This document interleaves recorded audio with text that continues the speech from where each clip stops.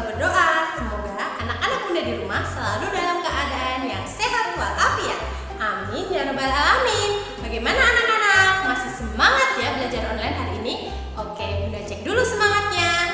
Sekolah teladan bil uswati mumtaz. Teladan aku siap. Wah, bagus sekali. Sudah siap belajar hari ini ya?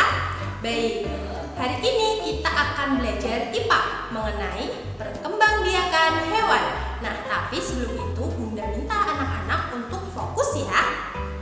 Nah, agar anak-anak lebih fokus, bunda akan mengajak anak-anak untuk duduk yang rapi dengan cara tepuk rapi. Silakan anak-anak ikuti gerakan bunda ya.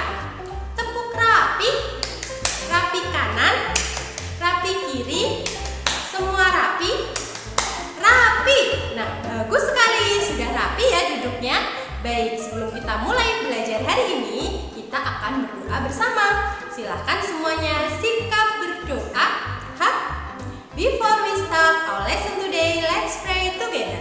Pray begin. Bismillahirrahmanirrahim. Rabbi shrahli sadri wa yassirli amri wahlul 'uqdatam min lisani yafqahu qawli. Amin ya rabbal alamin.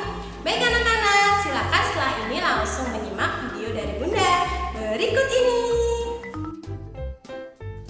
Assalamualaikum anak-anak hebat. Hari ini kita akan belajar IPA materi perkembangbiakan hewan. Sudah siap ya? Mari kita mulai. Perkembangbiakan hewan dibedakan menjadi dua. Yang pertama, perkembangbiakan hewan secara generatif, yaitu perkembangbiakan hewan yang melibatkan induk jantan dan induk betina. Pada perkembangbiakan tersebut dihasilkan embrio atau calon anak yang tumbuh di dalam telur bercangkang atau rahim induk betina. Ada 3 cara perkembangbiakan generatif pada hewan. Yang pertama adalah ovipar.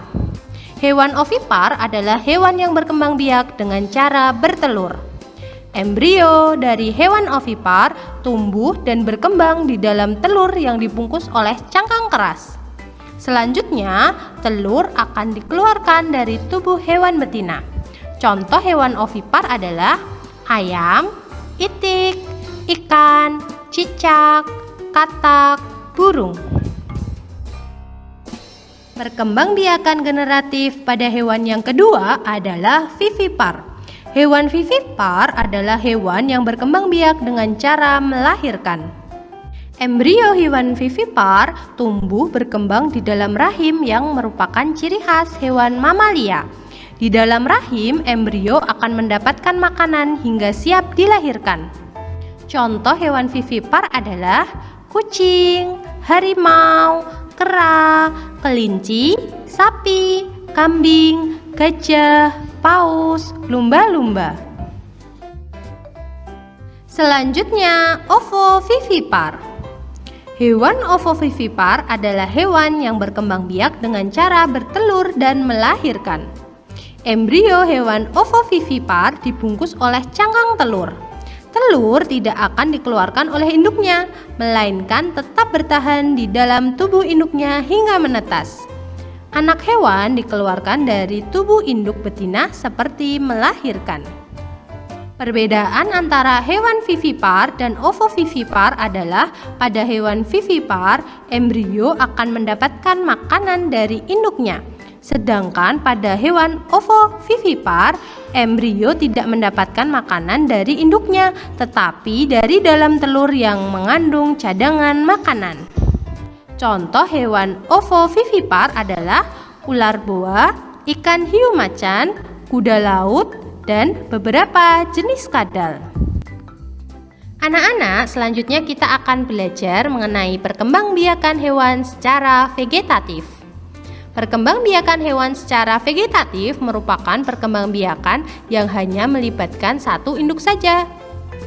Perkembangbiakan vegetatif terjadi pada hewan tingkat rendah. Apa itu hewan tingkat rendah? Hewan tingkat rendah adalah hewan yang tidak bertulang belakang, serta hewan yang memiliki sistem pencernaan, pernapasan, dan peredaran darah yang sederhana. Contoh hewan tingkat rendah antara lain hidra, cacing, tumbuhan spons, dan ubur-ubur. Perkembangbiakan hewan secara vegetatif dapat dilakukan dengan fragmentasi dan pembentukan tunas. Kita akan membahasnya satu persatu ya.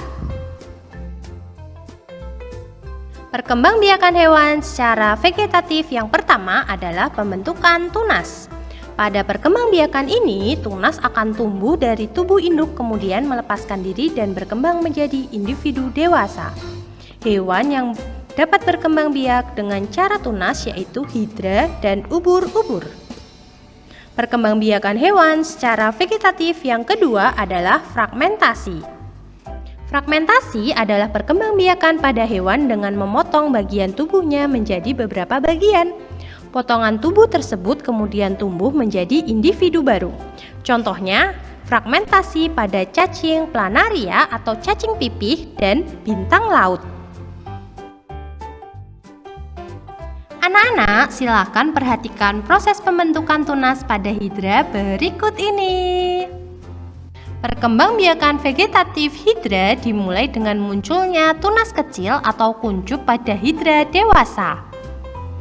Tunas kecil tersebut akan bertumbuh dan berkembang menjadi individu baru yang melekat pada hidra dewasa sebagai induknya. Biasanya ditandai dengan munculnya tentakel atau mulut. Setelah tunas yang menempel pada induknya tersebut dianggap sudah dewasa dan mampu menangkap makanannya sendiri, maka tunas akan melepaskan diri untuk menjadi individu baru. Pada umumnya, tunas hidra yang baru berukuran 3/5 kali ukuran induknya. Nah, selanjutnya silakan perhatikan juga proses fragmentasi pada planaria atau cacing pipih berikut ini. Pada saat individu cacing pipih atau planaria dipotong menjadi 2 bagian atau lebih, maka potongan-potongan itu dapat menjadi individu baru. Cacing pipih atau planaria membuat duplikat diri dengan membelah diri menjadi potongan-potongan tubuh atau fragmen.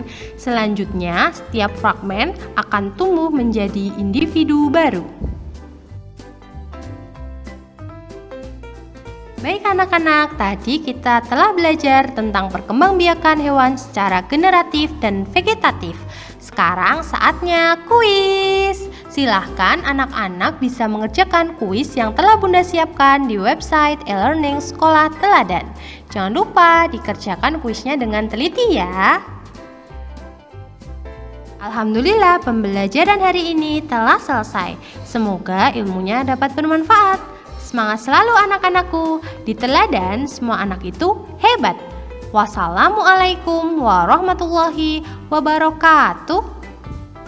Bagaimana anak-anak? Tadi sudah menyimak video dari Bunda mengenai perkembangbiakan hewan. Nah, perkembangbiakan hewan ada secara generatif dan juga vegetatif. Nah, untuk mengukur pemahaman anak-anak mengenai materi ini, Bunda telah menyiapkan kuis di website e-learning Sekolah Teladan. Silahkan kerjakan kuis dari Bunda dengan teliti ya. Baik, sebelum Bunda akhiri, seperti biasa Bunda berpesan kepada anak-anak untuk tetap semangat dan giat belajarnya. Jangan lupa menjaga sholat 5 waktu, kesehatan, dan juga kebersihannya ya. Baik, mari kita tutup pembelajaran pada kesempatan kali ini dengan membaca